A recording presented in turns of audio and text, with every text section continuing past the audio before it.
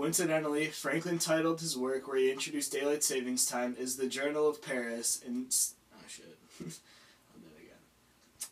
Coincidentally, Franklin titled his work where he introduced daylight savings time as the Journal of Paris in 1784, possibly relaying full proof that it was not his original idea. Similar... oh, jeez. I'll just do it again. Coincidentally, Franklin titled his work where he introduced daylight savings time as the Journal of Paris in 1784, possibly relaying full proof that it was not his original idea. Similarly, John Hadley, a professor at Cambridge University in England, discovered the evaporation of alcohol and other volatile liquids and that they evaporate faster than water. This can cool down an object enough to freeze water. This basic understanding of air conditioning was sought out and used by Franklin, who in turn went on to work with Hadley on it and successfully invented himself. However, Hadley was given very minimal credit for an invention that seemed to be started by him. These are just a few examples to why Ben Franklin may not deserve to be considered the best inventor of all time. Whenever you're ready. Franklin also claims credit for inventing daylight saving... Hold up. I'm just covering the mic again. Go ahead. Franklin also claims credit for inventing daylight savings time and air conditioning. However, daylight savings time had been implemented by many South American civilizations who used their calendar system to measure it centuries before. In addition, there was documentation that the Chinese had already been using a method of daylight savings time starting about 200 years before Franklin, while farmers in Paris were warming up to the idea while Ben Franklin was in Europe as well. Whenever you're ready. Critics of his time believe that he used his writings in it. Oh, shit. Critics of his time believe that he used his writings and inventions to build up his own reputation by tearing down those of brilliant men who were no longer around to defend themselves.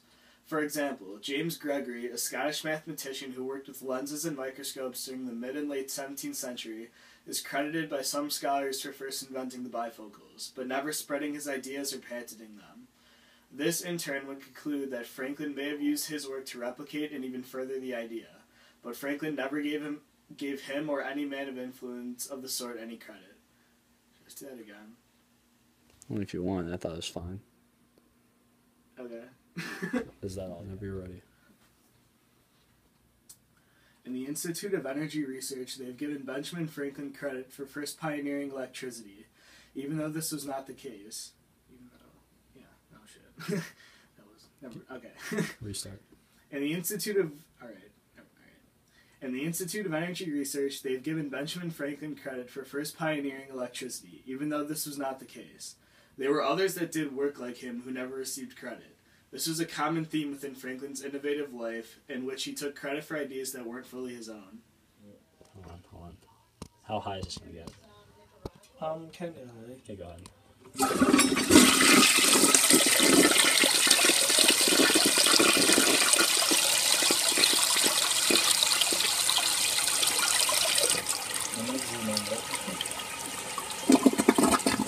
Whenever you're ready. When Ben Franklin was the Postmaster General of the American Colonies... Hold on. I think I'm covering the mic. Okay, go ahead. When Ben Franklin was the Postmaster General of the American Colonies, the British authorities commissioned him to investigate why English ships en route to America were experiencing delays of several weeks along the way, and some not arriving at all. Franklin and his colleagues oh shit. Fuck.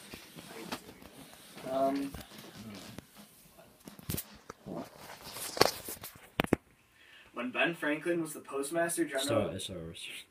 I wasn't ready. When Ben Franklin was the Postmaster General of the American Colonies, the British authorities commissioned him to investigate why English ships en route to America were experiencing delays of several weeks along the way, and some not arriving at all. Franklin and his colleagues examined shipping records and conducted experiments out at sea. He came to a conclusion that there existed a powerful current, labeled at the time as a river within an ocean. Despite the Gulf Stream and ocean currents not being directly mentioned in his autobiography, they are all still of his most significant discoveries. Furthering his research, Franklin believed that if sailors could use the Gulf Stream to their advantage by navigating across the ocean within it, it could make shipping routes much faster. However, drawbacks to using the Gulf Stream for navigation included the occurrence of strong whirlpools that ships could also get caught in, leading them off course or even to sink.